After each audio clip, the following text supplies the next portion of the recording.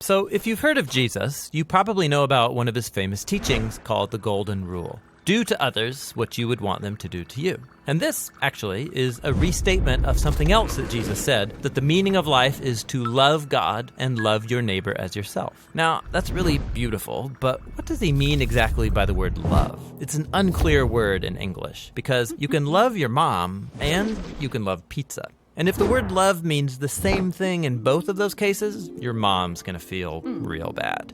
So what did Jesus mean in his language? Well, first of all, this love your neighbor phrase is a quotation from the Hebrew scriptures, where the word for love is ahava. However, the language Jesus spoke and taught in from day to day, it was a cousin language of Hebrew, that is Aramaic, in which the word for love is rachma. But then, as Jesus' followers spread his teachings around the world, they translated them into Greek, using the word agape. But here's what's fascinating. The earliest followers of Jesus, who wrote the books of the New Testament in Greek, they didn't learn the meaning of agape by looking it up in ancient dictionaries. Rather, they looked to the teachings of Jesus and the story of his life to redefine their very concept of love. So one time, Jesus was asked about the most important command in the Jewish scriptures. And he first quoted from the ancient prayer in the Torah called the Shema. Love the Lord your God with all of your heart. So love for God is the most important thing. But then Jesus quickly followed up by saying another command from the Torah was also the most important, to love your neighbor as yourself. So which is the most important, loving God or loving your neighbor? Jesus' answer is yes. To ask the question means you don't get his point. For Jesus, they are two sides of the same coin. Your love for God will be expressed by your love for people, and vice versa, they're inseparable.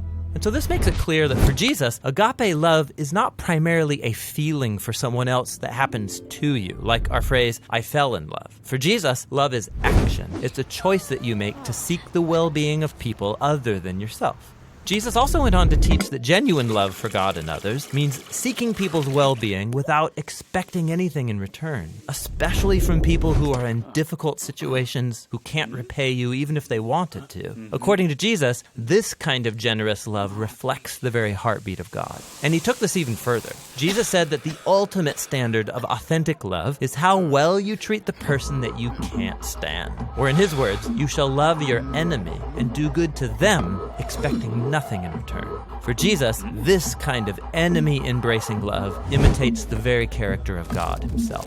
Now, we wouldn't be talking about Jesus still today if he had only said things like love your enemy. This is how he actually lived. Jesus was constantly helping and serving the people around him in very practical and tangible ways. And he consistently moved towards poor and hurting people who couldn't benefit him in return. He showed love for the forgotten ones, the people who usually fall through the cracks. And when Jesus eventually marched into Jerusalem, he made himself an enemy of the leaders of his people by accusing them of hypocrisy and corruption. But then instead of attacking his enemies to overthrow them, he allowed them to kill him. Jesus died for the selfishness and corruption of his enemies because he loved them. After Easter morning, Jesus and then his followers claimed that it was the power of God's love for the world that was revealed in Jesus' life, death, and resurrection. As the Apostle Paul put it, God demonstrated his own agape for us in this: while we were still sinners, the Messiah died for us.